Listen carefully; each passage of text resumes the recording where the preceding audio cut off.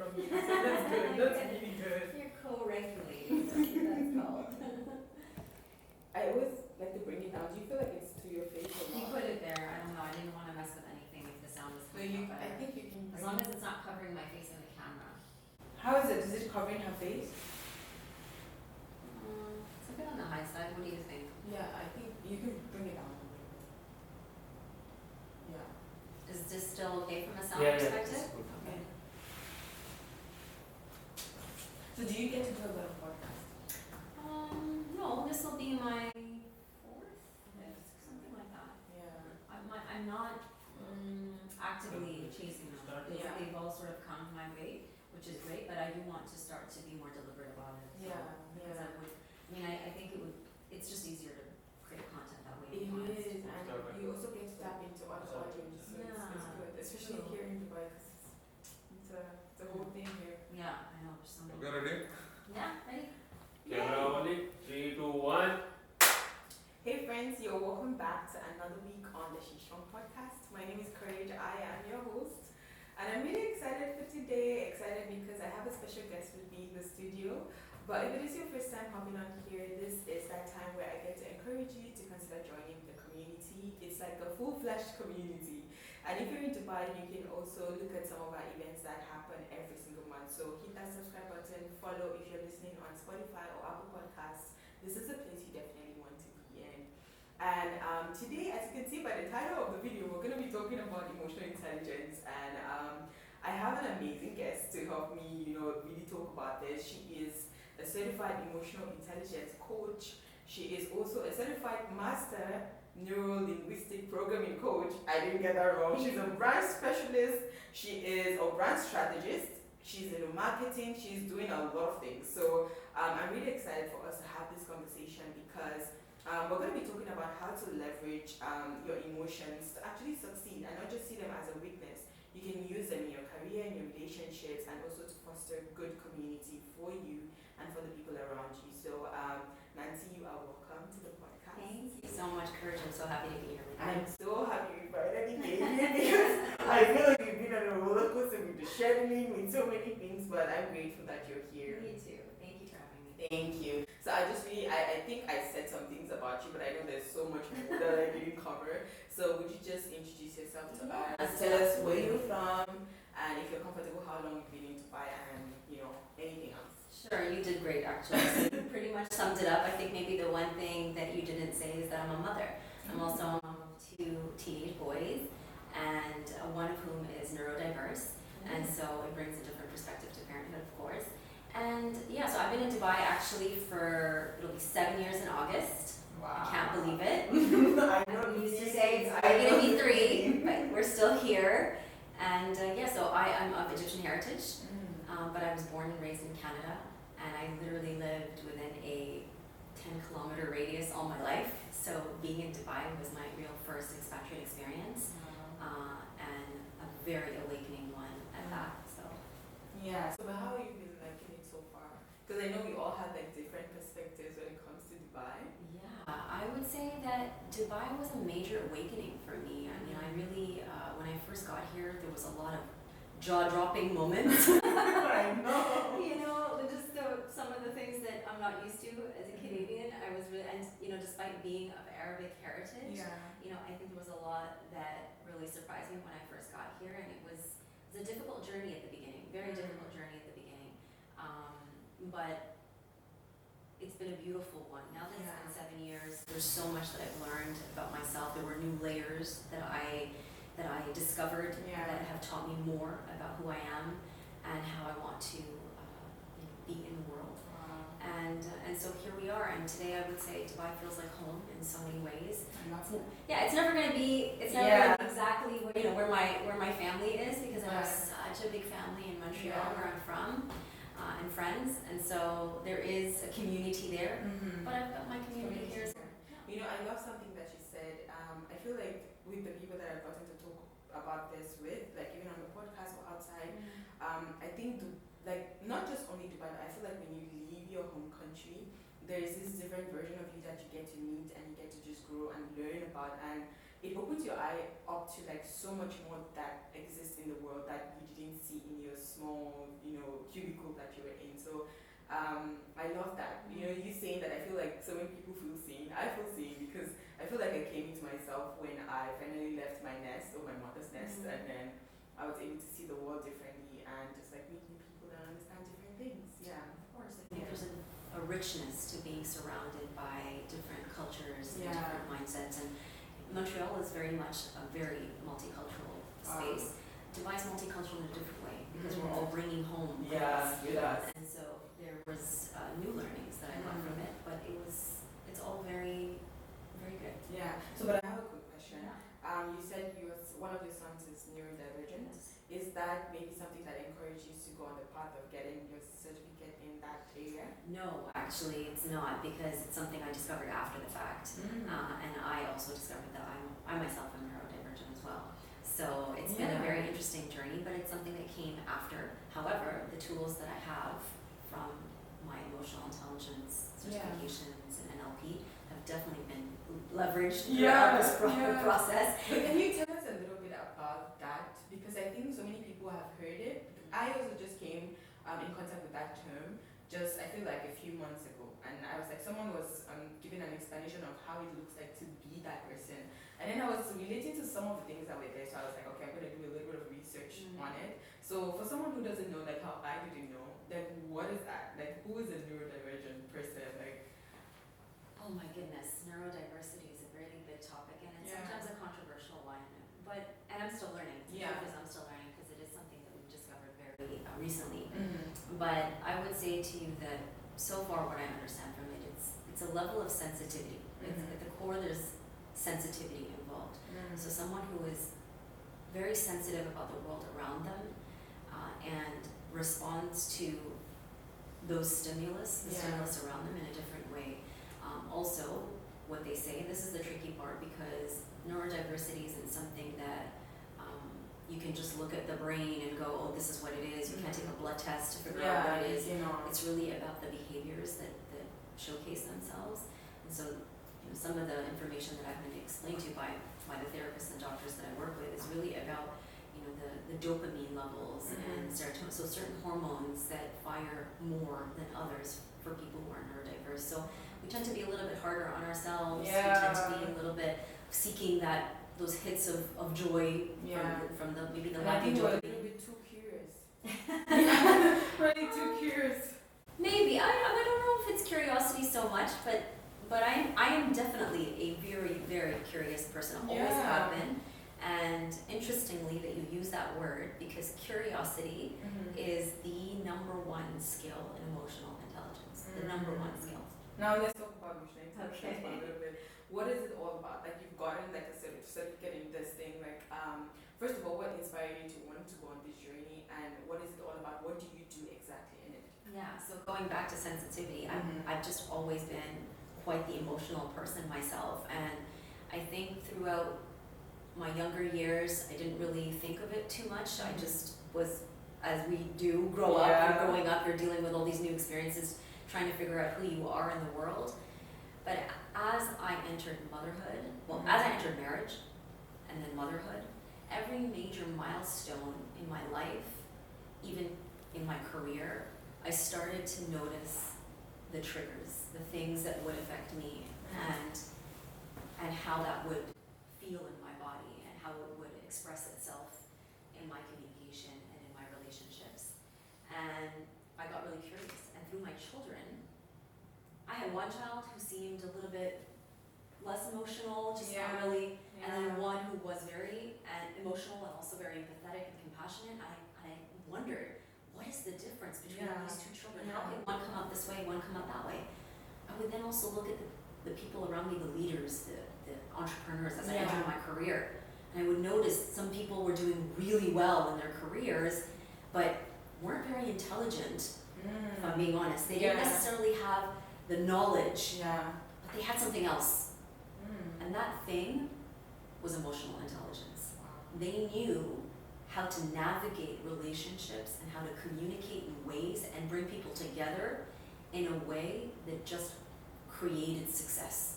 So I became very curious about this thing called emotional intelligence, not just in the career space, but with my kids. And then I went on a journey of research and then eventually decided I was going to start a program. I wanted to start a program for kids. Wow, but that's amazing. Yeah. So you're just talking about that some people were actually excelling, like they were not maybe the most intelligent people in the room, but they knew what to do and even maybe how to read people's actions and how they were behaving or how they were feeling, and they leveraged that to be able to use it, and it worked out for the good of the company or for their success at the end of the day. Yes. So what skills would you say an emotionally intelligent person has that they can actually use it to to hone in on success or something like that? So first of all, emotional intelligence has two main competencies. It has the personal competency and it has the social competency. So it's all about recognizing and understanding your emotions and that of others, and then using that awareness to manage your behavior and your relationships. So awareness is a core aspect of emotional intelligence. The way we perceive ourselves, is it aligned with how other people perceive us? So there are certain tests and things that I do, or assessments that I do when I'm working with people to support them in figuring that out and being able to bridge that gap. Curiosity is another major, as we said before, is a major part of emotional intelligence. Being able to always be curious about our behavior and that of others, so that we're asking questions rather than making judgments or shedding blame or shaming people about the way that they behave. So those are two core components of emotional intelligence, both in leadership and at a personal level. Awareness and curiosity. Yes. Now there's something that I think someone made me to come to a realization of a few weeks ago, because I was telling the person, like, I'm someone who's like, I love growth, okay, but I'm also trying not to make it a master of my life, but I love learning. I'm very curious. I want to know a lot. If something sparks my curiosity, I'm going to do research. I'm going to find out. I want to find out. And I used to think for a very long time that's how everyone else functioned.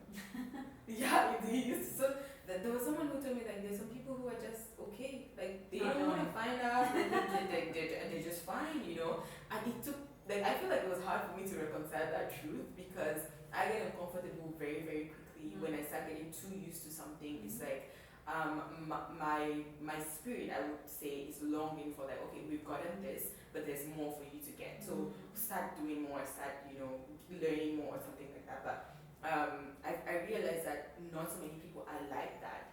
And for a while, like, it makes you feel like I'm a little bit different. Why do I function like this? And can you maybe just shed some light on that? So I think curiosity is a natural human thing, is to be curious. I mean, that's how we start to discover our worlds when we're children, as we start to explore, we start to try to understand, well, what's this, what's that? What do I use these hands for? How does this person react to me? I get curious about it, right? And it's something we have naturally. So do some people have more curiosity than others? Absolutely. Does curiosity equate emotional intelligence? No, it does not. Because that's remaining curious and putting yourself in a state of questions is a part of emotional intelligence, but it's also about then how do you respond to that curiosity in the scope of the dynamic of a group or within a relationship with an individual. That's also part of it. So there's one thing is your personal competency. The second thing is your ability to use that within your behavior management and your relationship management. Because you didn't know and then you don't use it. So many people read, do lots of obsessed with learning. I'm one of those people. I love reading and learning. Do I actually take action with that? Not necessarily all the time, but that's where that, taking what you know and applying it in your life, that's how it all comes 360. And that's the important part of closing the loop on your emotional intelligence. That's good. Like, you learn, because I think that's something that we also have to challenge ourselves to do. Like, as much as I learn, because like I said, I'm always learning new things. Like, I'm inquisitive and I ask a lot of questions. So as much as possible, I'm trying to also apply that in my life. Like, I've learned this. Okay, so what do I do now? How do I apply it? So for me, I journal a lot, and I try to take action, more doing than just more thinking and sitting and okay, I figured it out, but then what am I doing with it? So I really wanted us to talk about the awareness and the curiosity part. How can we use that properly?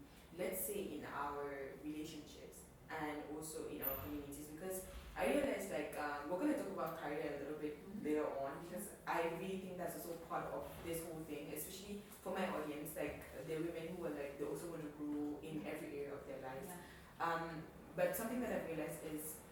our relationships and our communities do matter.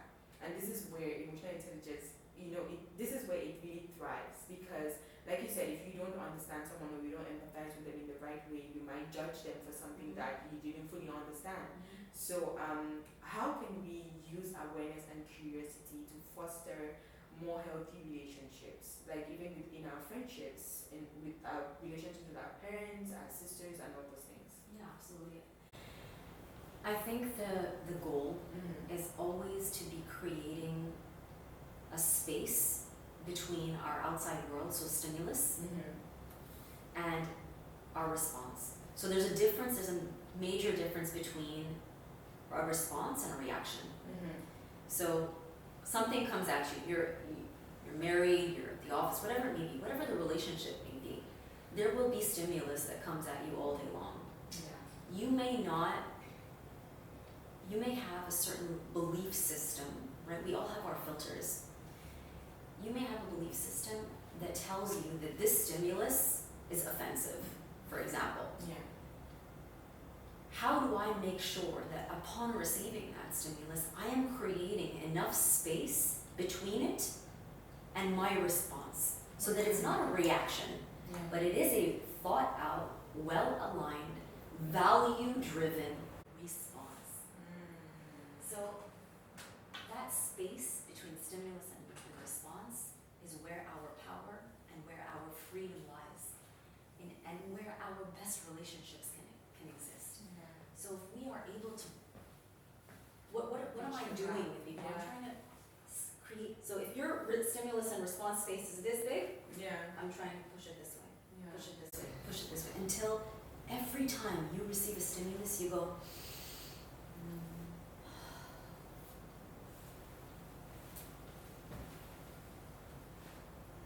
but that's not what we do. That's not what we do. You're talking about, I don't think I do that all the time. We get it? We go, Yeah. And we don't think about it, and I feel like that's when we say the wrong things and then we regret it later on.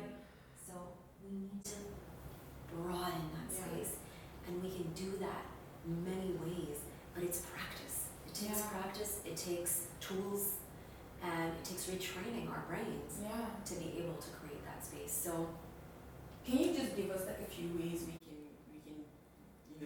use to be able to broaden that out? So I think when you work with somebody, with a coach, one of the things I try to do is that we talk about all kinds of different scenarios in your life. So the sheer ability to discuss what's happening and say, okay, in this scenario, this is how I reacted, and then have the time to ask, what was the reason for that? What brought me to that? What was I thinking? What was I feeling? So reflection. Yeah, what did I need? What did I need in that moment? Because there's always, for every behavior, there is a need. There is a need. We don't behave for the sake of behaving. That's not how we tick. Our behavior is telling us something. Our emotions are telling us something. There is actually a difference between an emotion and a feeling. An emotion is a natural thing. It's objective. It's universal across all humans. Something happens, we feel and we emote. And this is physiological just as much as it is, psychological. But a feeling is a subjective experience. When we attach a meaning to that emotion, then it becomes a feeling. And so in order for us to figure all that out, we need time to reflect on our day-to-day situations. But that's something that takes time. And then once we kind of get to know ourselves and that awareness starts to become real, then every day we start to embed practices like breathing, like journaling, which is what you're doing. I'm sure you discover something about yourself when you journal. A lot of things. There's sometimes I was like, I didn't know that was there, Yeah. Gratitude practice.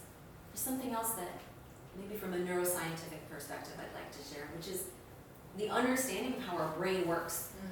So when that stimulus comes to us and we start to feel those emotions, that's happening in the emotional center of our brain, which is sort of in the middle. There's this little part of the brain called the amygdala, where all of this starts to fire. But in order for me to calm that amygdala down, I need to do something different physiologically. I need to be able to bring it back to the thinking part of my brain, my prefrontal cortex. And in order to do that, there's little tricks, body movements that I can do that can shake me out of that. I can also do something like multiplication. What is that? So what's 4 times 5? Oh, okay. 20.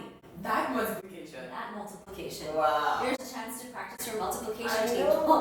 Why? What happens is because when you're telling your brain, think, logic, it forces you to come out of this place and into that one. Suddenly you're shifting, you're breaking the state. You're breaking the state. And so these are practices that we teach ourselves, or to be able even to count as you breathe. You know, the square, I'm sure everyone has probably heard of the square technique of breathing, where you count for 4, hold for 4, out for 4, counting backwards, counting forwards. Anything that revolves around thinking, logic, will take you out of this state of a firing amygdala and into a thinking brain. That's kind so of good. slows the whole process down. That's so good. There's something for me that I practice when someone comes at me or something comes at me. I usually I stop for like a minute and I just count 1 to 3. Like literally just 1 to 3.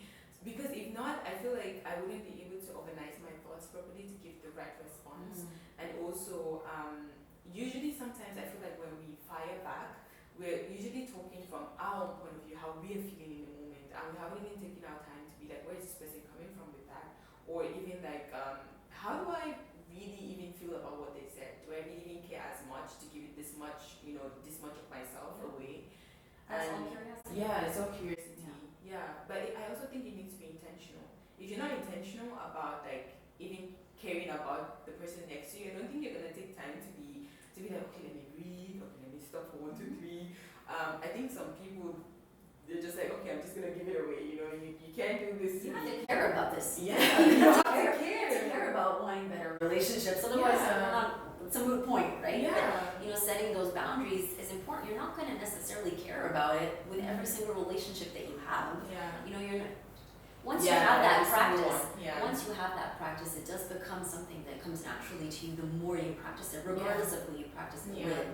But of course, there's going to be relationships where you are going to invest more time and energy than others. Yeah, that's true. And it's just knowing which relationship requires much of that and which one, less of it. Of course. Yeah. So let's just talk a little bit about, because I do know that people that are sensitive, let's put it like, are sensitive or maybe a little bit too in tune with their emotions, are sometimes labeled as weak people, or it's seen as a weakness. I don't know, like you're like African, even though you grew up in, from my background, like you showing emotion, a lot of in so many other ways, it's seen as a weakness. And aside from my background, I realized being here and meeting other people from different cultures, I think it's a universal thing at this point. You just find a few different cultures that are like, okay, you can show your emotions and I'm not going to judge you for it, I'm not going to label you as this and as that. And I really wanted us to talk about that, just to shift someone's mindset or perspective, because for me, I've had to shift my mindset and perspective on this. I'm someone that I embrace my emotions so much right now. I think I did do too much, and I don't know how, but I feel like I want to be in tune with that. Yes, I can be very strong, very, resilient, and I'm bold and all these things, but at the same time, I'm so in touch with how I'm feeling in the moment, and I don't want to keep it in, And I think being able to be in that state has led me to do so many things in my life that I don't think I would have been able to do them. So in other words, seeing my emotions differently has led me to have more success in some other areas of my life that I would have never thought about it. So let's just talk a little bit about that. How can someone rewire their brain not to think that me showing emotion or me being sensitive is a weakness and people are going to judge me for it, and instead leverage it and use it as a tool to be successful in some areas? It is a tool and it is a superpower. Yeah. And it's unfortunate that that narrative still exists, but that's why I'm It here. does. And this is part of my message to the world. Yes. And I'm so happy that you have reached that point, so tap yourself on the back for that. But let's shift the perspective. So think about it. How many adults do you know today, when you really think of, when you sit down and reflect, how many adults do you know today that are struggling, whether it's in their relationships at a small scale or just, feeling down, feeling, that they're not getting what they want out of their life, maybe unfulfilled, maybe they are, not reaching certain goals, maybe they're not in deep connection the way that they want, they're lonely, whatever it may be. There's a lot of adults that almost got stuck with this mindset of pushing everything down, silencing the reality and the truth of how their emotions were being expressed in order to submit to the narrative of society, and whomever sort of told them this is a weakness, and then today are now faced with this emotion that wants to come out, all this time has been held back, and now it's so much harder to do so because it was never given space to breathe and be. And so there's this, we think that we're going to be better for it, but the truth is it's going to come and bite you eventually. There is no denying it. Okay, it's inevitable that it's going to follow you, because what we resist will persist. And so that's what happens. We resist these emotions, and inevitably they turn into disease in our body. It either turns into skin problems, it causes bone problems, it can be cancer, it can be a multitude of things. But when the body talks, it is way too late. You have, not too late, but you waited too long. And the truth is, the body has been speaking all along, but we don't pay attention to it, and we don't listen to it. And that often happens to us when we're hitting our 30s or 40s and our 50s, and it's unfortunate at that point to then, have to start to unpack it all. But it is work that we need to start to do, and that's why I always talk about kids, the youth, being able to give them emotional language, being able to free them from this narrative of emotions are weak. It is a part of your human existence. We cannot keep denying it. We just need to give it space. And then what's going to eventually happen is this normalization of the emotion so much that it no longer has hold on us. But we're able to feel and go, okay, I know you, I recognize you, I get it. It is data. It is coming to tell me something. It is God's gift to me to be able to say, here's an emotion telling you something about what you need or what you were supposed to do or whatever. Take the information and use it. You don't have to dwell in it. An emotion doesn't need to become a mood. You don't want it to become a mood or an alter ego or some. That's not. You want to be able to take the data, recognize it, understand it, name it, claim it, tame it, use it. And that's it. But it's this narrative is destructive beyond measure, and we even see it now in the leadership around the world. We have literally people that are leading countries that are still dealing with anger and sadness from their youth that has not been dealt with. And leading with that. And I think we have that narrative because we labeled emotions. This one is bad, this one is good. So if you're joyful, then okay, she's okay. And if you feel a little bit of sadness or anger here and there, it's forbidden for you to get angry. But then the question is, like you said, name it, see it, recognize it, and then be like, but why am I angry? And then find out why you're angry. The thing is, you can feel your feelings, but you must not act on it. For me, that's how I live. Like, okay, I recognize you, I see you there, I just want you to come out, and then let me find out why you're here, and then do what I need to do after that. But I mustn't just act out on everything that I'm feeling, but I have to be able to know why it's there, why it's coming out, why am I feeling this way, why did that thing affect me like this. So I feel like just changing it, don't label emotions, because I think that labeling is what is shifting so many things for us. Because it's bad, let me push it down. Because it's bad, let me not tell someone this is how I feel, but then it's not bad or good. It's the wheel of emotions. Find whatever that is and then bring it out. There's no bad or good emotions. They're all there for a reason. And if we look back from the beginning, anger was there for a reason. And if you look through history, sometimes you will find that anger was the reason for some of the most amazing either inventions or revolutions or movements throughout our history. Because somebody was angry and realized there's a problem here. And but they used it. And they made a change they became the change makers of the world. So Yeah. how can we turn anger into something bad? Yes, can anger turn into something bad if we don't Yes. know how to use it? Absolutely. Yeah. But that's why we need to be able to understand that emotion is coming to tell us something. There's Yeah. always a reason for our behavior. And just get curious. Yeah. I beg you all, just get curious. Ask what are the reasons, and sometimes the initial answers are not the real reason. I got angry because of this, and shit. This. Yeah. And underneath that. But what about this? What's important to you about that? Okay? What's important about that? Keep digging until you unpack, and before you know it, you will know, if you ask enough questions, enough times, you will find out what the deep value that you hold is that drove that initial trigger and feeling. Because it is our values that actually drive most of our behavior. Yeah. It is our deep beliefs and values that drive those emotions and those feelings and eventually that behavior. So by uncovering that and taking the time to understand what things we value most, we are then able to get to the real answers. Yeah. So what would you say are some of the, I don't know if attributes is a word, some of the attributes of an emotionally mature person and an emotionally immature person? And what can they do to, maybe someone is emotionally immature and just to maybe, if they're curious or want to, step one level up? Yeah, come see me. Yes, We'll talk. We'll definitely do that. Yeah.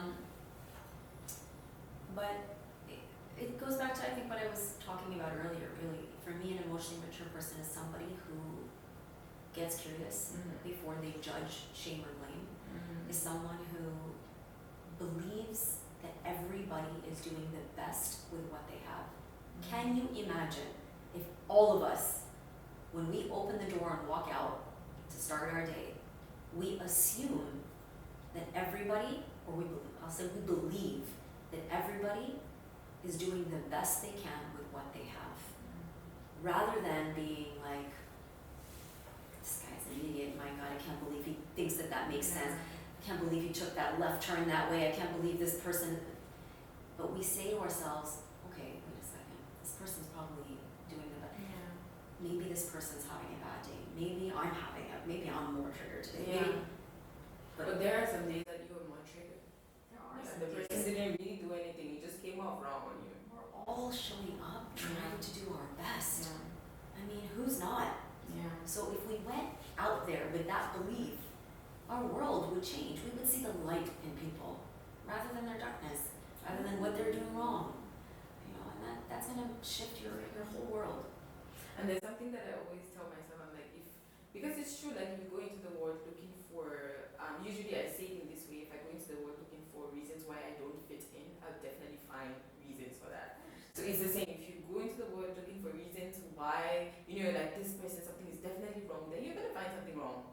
But then if you're trying to find a light in them or something that, is good, you're going to find something good. So it just depends on us and how we decide to go around life, Yeah, we gotta believe in our humanity. We gotta believe in humans. There's so much of this narrative now of like, oh my gosh, the end of the world is near, or like people are going down, and this thinking. But we need to, if only we were tapping into this mindset and we were trying to understand why people behave the way that they do, and we would truly come into the world thinking positively about our humanity, believing that people have more to give and have something to contribute and are there for a purpose and a reason, regardless of what that purpose or reason is.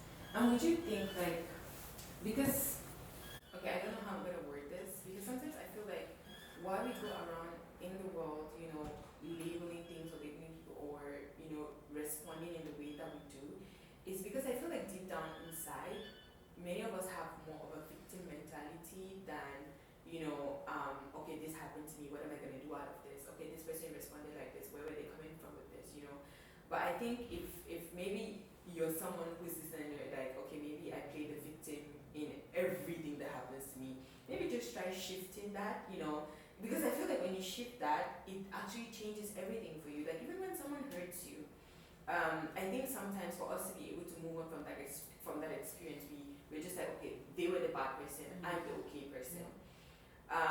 But if you can just switch your mindset, yes, okay, they hurt you, this is what happened, but what role did you play in that? Because definitely you had something to do with that. Like, even if we're not saying you did the same thing in the same way, but then there were some things that led up to what it led to.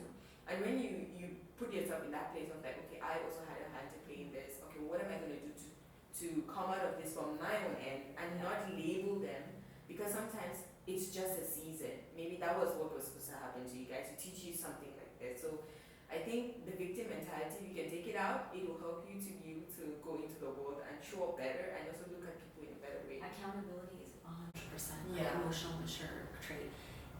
Imagine if, again, we all held ourselves accountable. If rather than blame, you always looked first at yourself. If you always looked back at yourself and said, what role did I play in this situation? Reflection. Yeah, hold yourself accountable for everything that happens in your world, in your sphere of existence for a reason. You somehow attracted this energy into your space. So if you attracted it into your space, it's coming to tell you something about you as well. So hold yourself accountable for everything. Hold yourself accountable for everything that's happening in the world, in fact.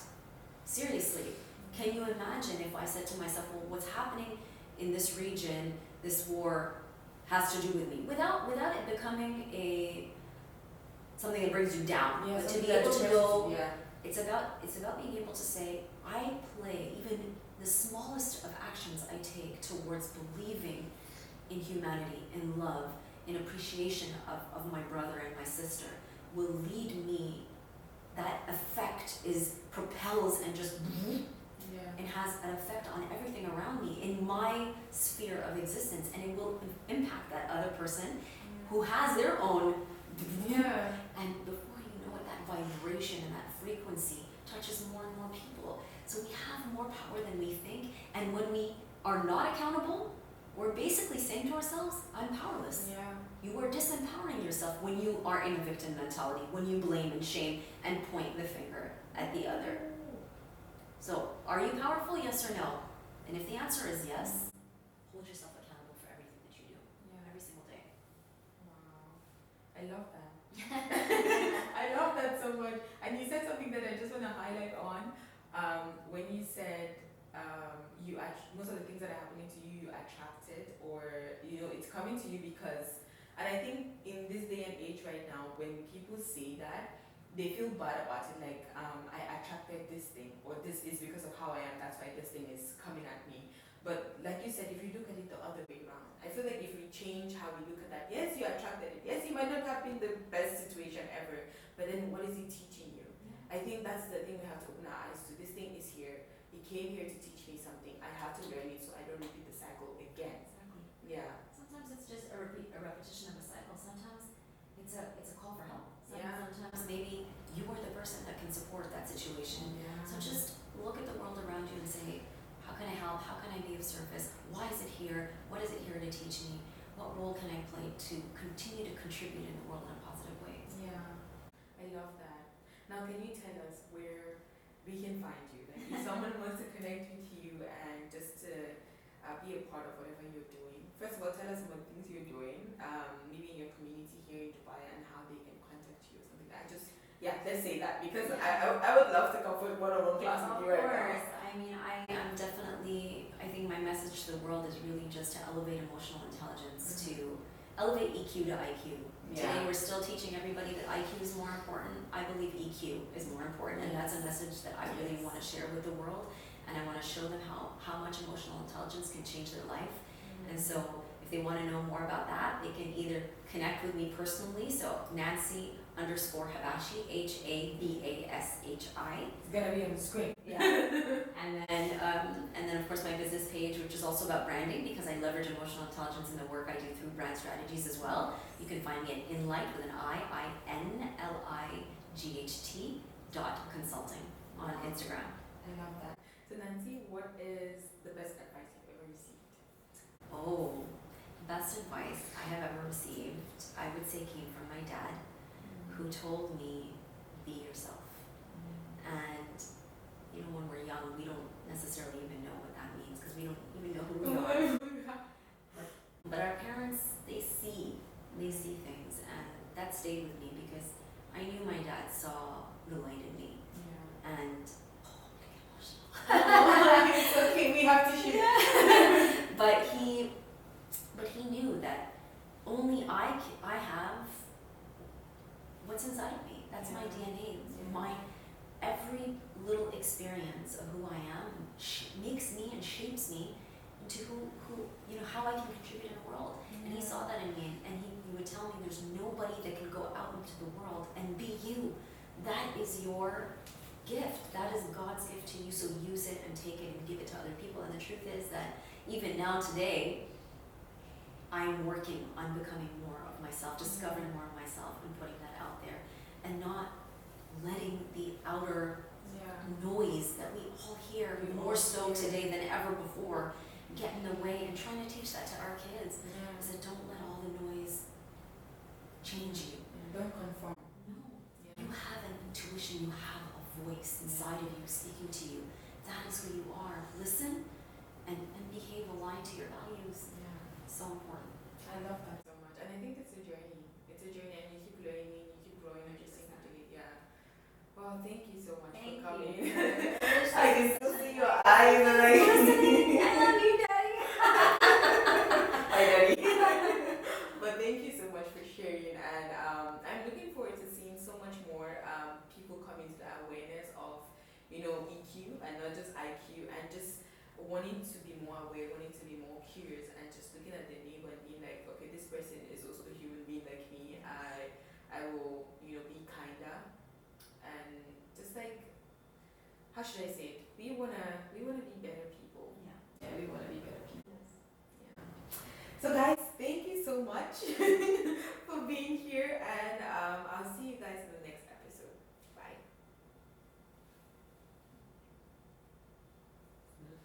That's it. Thank you.